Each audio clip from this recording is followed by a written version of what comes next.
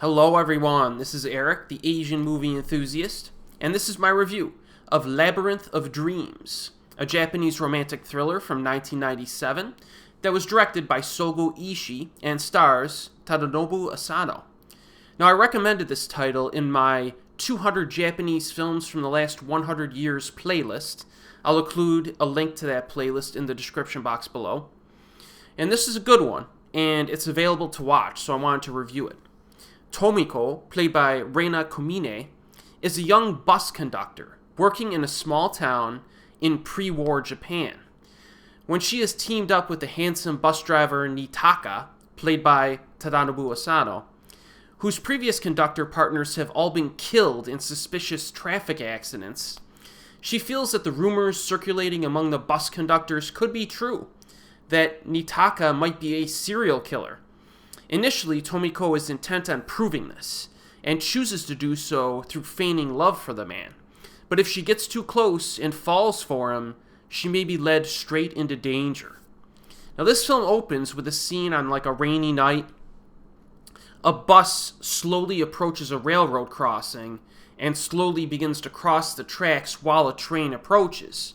And the narrator of the scene says that these two vehicles may collide. You cut to black, and then after that we are introduced to our lead protagonist as she goes to work.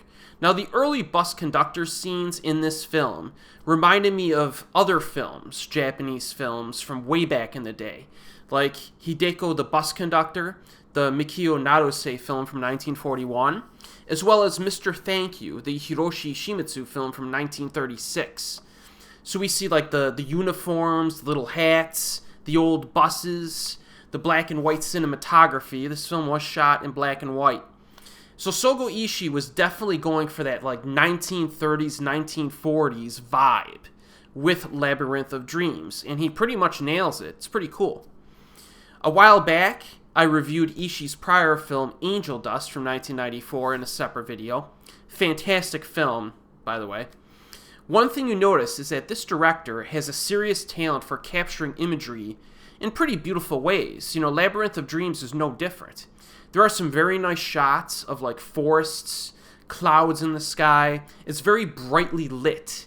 This is actually a really good film to watch in the afternoon on like a sunny day. You know, when you want to just take a break from the heat, kick up the air conditioning and watch a movie. This has like that summertime atmosphere to it.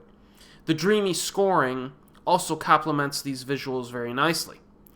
My favorite shot in this movie, the entire film, is when Asano's character is introduced as the newly transferred bus driver. It's shot in such a way that you can't get a clear shot of his face for a while during the scene. And it's suspenseful because our female lead is determined to take this guy down, alright? Because she thinks he's a serial killer, and he may have killed her friend. But she doesn't know if this new bus driver they're introducing, if it's him or not. So the viewer experiences her anxiety because she's like trying to get a look at him, and she can't get a good look at this guy for a while. You know, there's like sunlight at his back, so he's almost like a shadow, and there's other obstructions that get in her way of seeing and identifying him. It's an awesome scene. It's really cool. A talented director can create like a lot of style with a small budget, and this is a perfect example. And every fan of Japanese cinema knows who Asano is at this point. He's a very good actor, seems to excel when doing nuanced, low-key performances. It's neat to see him this early in his career. He did some stuff before this, but it's kind of, those films are kind of hard to find. Most of them are. So this is like a way that you can see Asano very early in his career, which is cool. And when rewatching this film recently, the lead actress, Rena Komine, I swear I saw her in something else, and it was bothering me. So I checked her resume on IMDb, and I realized that she was the lead actress in Sodom the Killer, which is one of the funniest Japanese B movies from the 2000s. That's a pretty hilarious film. So I'm kind of a fan of hers for that alone, really. So yeah, it was nice seeing her in something else. She doesn't have a huge resume, so I'm going to try to figure out if I can find some of her other stuff. But yeah, I like the performances in this. It's good.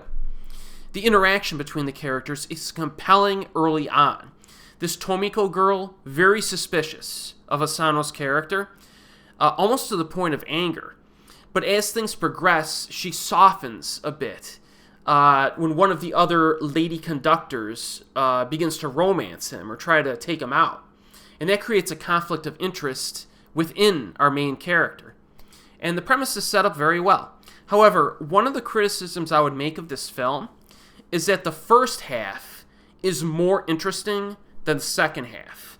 I feel like this is one of those situations where the premise is so fantastic, but it's not explored quite as much as I was hoping. It seems like there was some complexity that was left untapped.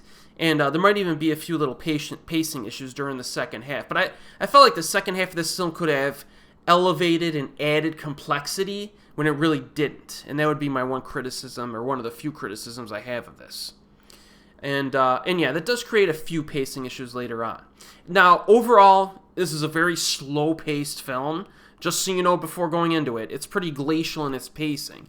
But again, it tries to create like a dreamy type mood to it too, hence the title.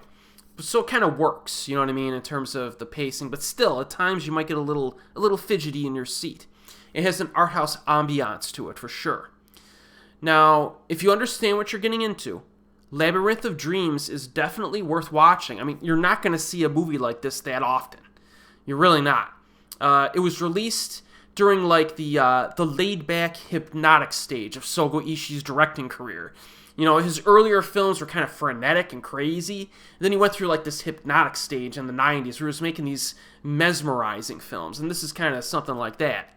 It has kind of a relaxing, dreamy vibe to it with a little peppering of low-key tension. Pretty cool flick. If you want something different, this is one that you could check out. It is available on YouTube. The overall quality of the visual audio quality isn't the best, but it's good enough. It gets the job done. And since this is structured like a film from the 30s or 40s, it kind of makes sense to watch it grainy, to be honest with you. There's also a Region 2 DVD, I think from the UK, that's floating around, but that's gotten a little pricey recently. So check it out if it seems interesting to you. And as always, I will see you next time.